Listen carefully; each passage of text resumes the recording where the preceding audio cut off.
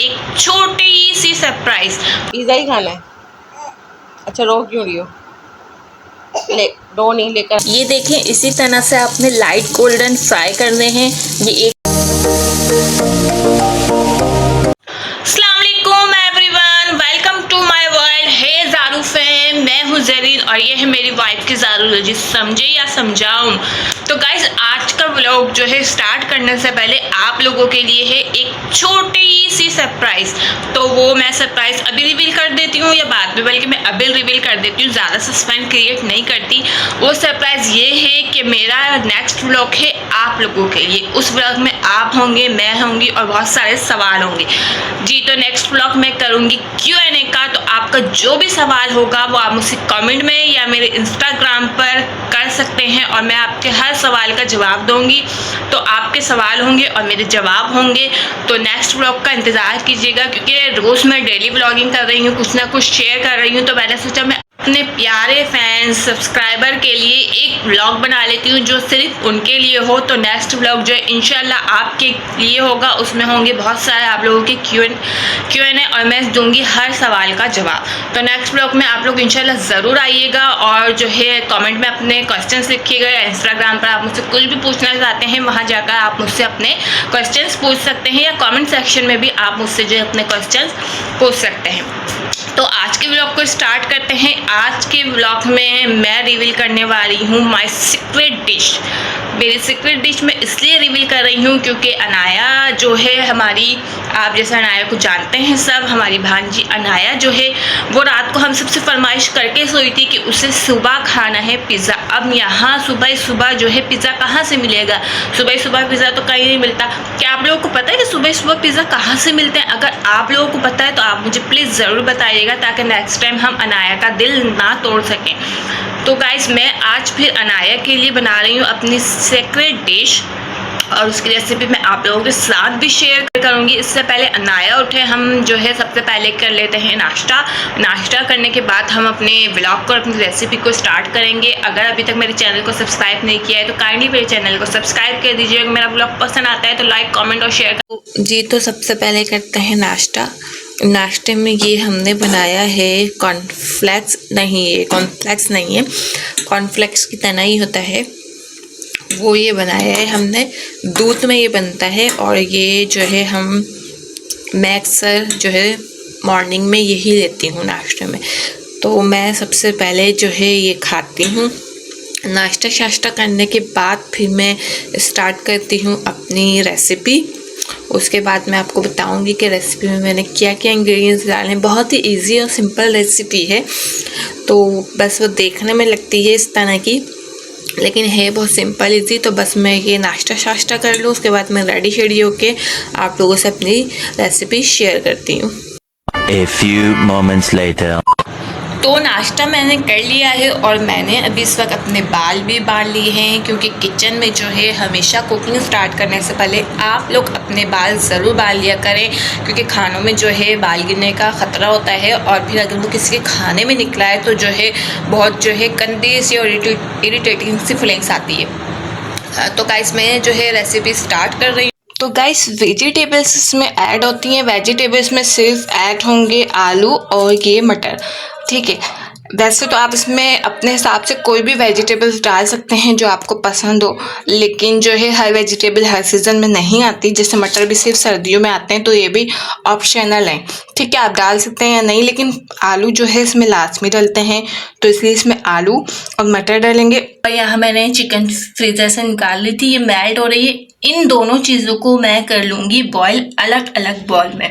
जब ये दोनों बॉयल हो जाएंगे तो इसके बाद की रेसिपी मैं आपके साथ शेयर करूँगी। अभी फ़िलहाल मैं इन दोनों चीज़ों को जो है बॉयल करने के लिए रख देती हूँ।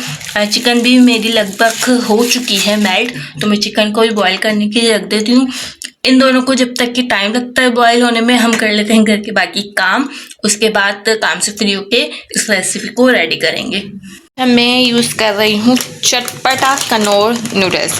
चटपटा मैं इसलिए यूज़ कर रही हूँ क्योंकि इसमें जो है ज़्यादा स्पाइसेस डालने की ज़रूरत नहीं पड़ती। वैसे ही ये बहुत चटपटा होता है, तो इस वजह से जो है आप चटपटा यूज़ करें।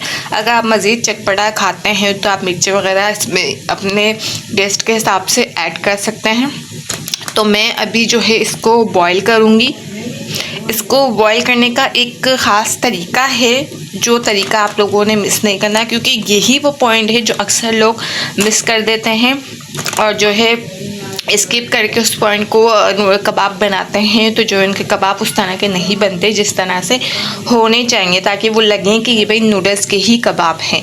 तो मैं आपको इसका वो तरीका शेयर करती हूँ आपसे। पहले मैं ये पैकेट खोल लेती हूँ। पैकेट मैंने जो है खोल लिया है। इसके अंदर जो ये मसाला होता है इसको आप अभी साइड पे रख दें। अब इस पैकेट का आपने क्या करना है वो गौर से देखिएगा। पानी यहाँ अच्छे से बॉईल हो रहा है और इस उबलते हुए पानी में हमने अपना ये नूडल्स ऐड करना है। ये पूरा साबुत नूडल्स है, ठीक है। इसको हमने तोड़ना नहीं है। अक्सर लोग इसको जो है तोड़ कर डालते हैं, तो ये इसको आपने तोड़ना नहीं है। आपने ये एज इट इज़ इसमें डाल देना है और ये एज इट इज़ जो है बॉईल होगा, ठीक है। ये इसका वो स्पेशल पॉइंट है जो आप लोगों ने स्किप नहीं करना। अक्सर लोग जो है स्किप कर देते हैं, तो ये आपने तोड़कर नहीं डालना, ये आपने पूरा एज इट इज़ डालना है। अच्छा, मैंने जो है 2 नूडल्स लिए हैं। आपको जितने बनाने हैं उतने ले सकते हैं, पूरा पैकेट भी ले सकते हैं। मैंने जस्ट ये 2 नूडल्स के पैकेट खोले हैं। अब मैं इसको स्पून की मदद से ना इस तरह से मिक्स कर लूँगी, ताकि अब ये जो है थोड़े से अलग हो जाएं। तोड़ने नहीं है, अलग करने। ये जॉइंट होते हैं तो इनको अलग करना है। अब ये जो है अलग हो चुके हैं। अब ये अच्छे से बॉयल हो जाएंगे, ठीक है। अब जब ये बॉयल हो जाएंगे तो उसके बाद कुछ नहीं करना, बहुत सिंपल रेसिपी है। सारी चीज़ें पहले आप बॉयल कर लें, क्योंकि मेन इंपॉर्टेंट पार्ट जो है सारी चीज़ों को बॉयल करने का है। सारी चीज़ें जब ये बॉयल हो जाएंगी तो फिर इसके बाद जो है उसका नेक्स्ट पार्ट स्टार्ट होगा। तो अभी मैं इसको बॉयल कर लेती हूँ।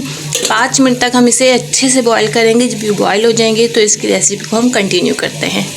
तो गाइस, मैं अपनी रेसिपी बना रही हूँ और मुझे दूसरे कमरे से कंटिन्यू आ रही है अनाया की आवाज़। अनाया उठ चुकी है और उसने अपनी मम्मा से लड़ाई स्टार्ट कर दी है कि अभी तक मेरा पिज़्ज़ा क्यों नहीं आया है। तो मैं चुपके से जो है कमरे में जाकर देखती हूँ कि दोनों माँ बेटी के बीच जो है क्या लड़ाई चल रही है। तो हम चुपके से जाते हैं और जाकर जो है उन लोगों की वीडियो बना लेते हैं। तो पिज़्ज़ा पापा ने खा लिया ना? वही वाला चाहिए, दूसरा ले आएंगे रात को।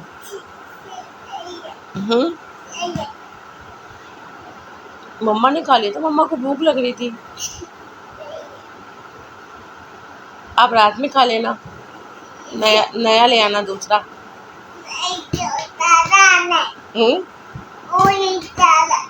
और ही चाला खाना है तो मम्मा ने खा लिया ना।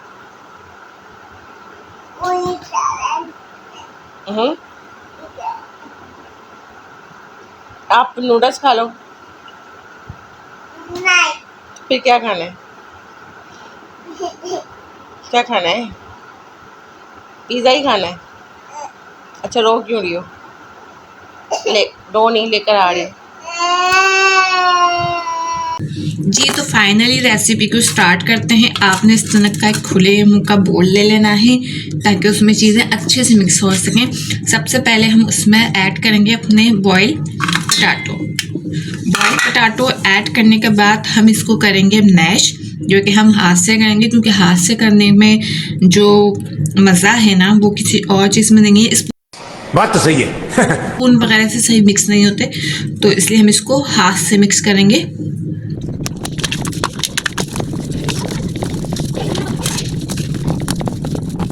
ये अच्छे से मैंने जो है इसको मैश कर लिया है। आपने भी अच्छे से मैश करना है।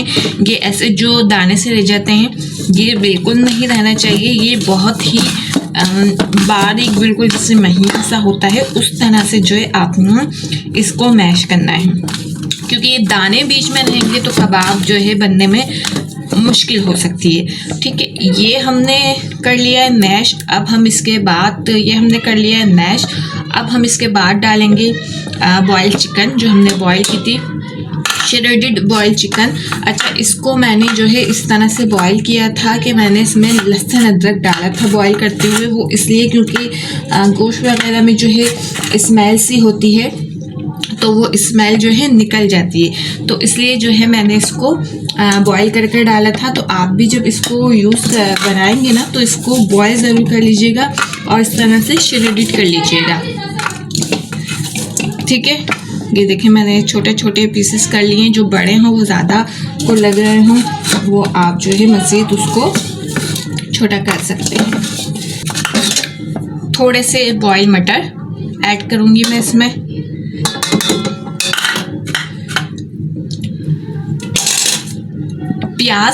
प्याज को मैंने किया है कद्दूकश, और कद्दूकश करने के बाद मैंने इसका सारा पानी जो है रिमूव कर दिया था, क्योंकि अगर इसमें पानी रह जाएगा तो ये कबाब हमारे जो है टूट सकते हैं। तो इसका पानी आप जो है लाजमी रिमूव कीजिएगा और इसको कद्दूकशी कीजिएगा, क्योंकि वो ज़्यादा सही रहती है और ज़्यादा बारीक होती है।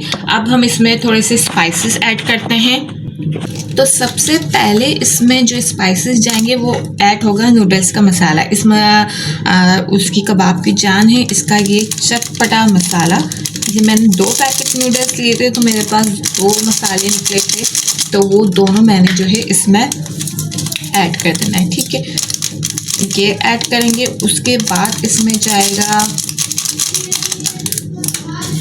चाइनीज़ सॉल्ट, जो कि मेरे पास जो है एंड हो चुका है, लेकिन मुझे थोड़ा सा ही चाहिए, तो मैं जो है आपको दिखाऊं, ये ½ टेबल स्पून चाइनीज़ सॉल्ट और थोड़ा सा इसमें जो है नॉर्मल सॉल्ट भी आप ऐड करेंगे, इतना ये ऐड कर लिया। अब इसको करेंगे हम मिक्स, क्योंकि हमने हाथ से ही मिक्स करना है इसको भी, जैसे हमने अपने आलू को हाथ से मिक्स किया था। हाथ को अच्छे से जो है आपने अपने सैनिटाइज कर लेना है, उसके बाद जो है इसको मिक्स करना है। मिक्स करते हुए ध्यान रखना है कि ये जो आपके मटर हैं ये मटर टूटे ना, ऐसा ना हो कि आप बहुत जो है मिक्स करने में मसरूफ़ हो जाए और मटर जो है आपके सारे टूट जाएं। तो आपने मिक्स करते हुए ये ध्यान लाजमी रखना है, मटर नहीं टूटने चाहिए। ये अब हमारा हो चुका है मिक्स। अब इसमें नेक्स्ट इंग्रेडिएंट्स जो कि मेन इंग्रेडिएंट्स है वो हम इसमें अब ऐड करते हैं। अब मैं इसमें ऐड करूँगी 1 अंडा। मैंने फेंटा नहीं है इसको, मैं डायरेक्ट इसमें ऐसे ही ऐड कर रही हूँ अंडे को, और मैं अब इसको करूँगी मिक्स। क्योंकि मैंने अंडा पहले इसलिए डाला है, इसका रीज़न मैं आपको बताऊँगी क्यों मैंने अंडा पहले यूज़ किया है। तो मैं अब इसको जो है मिक्स कर लेती हूँ।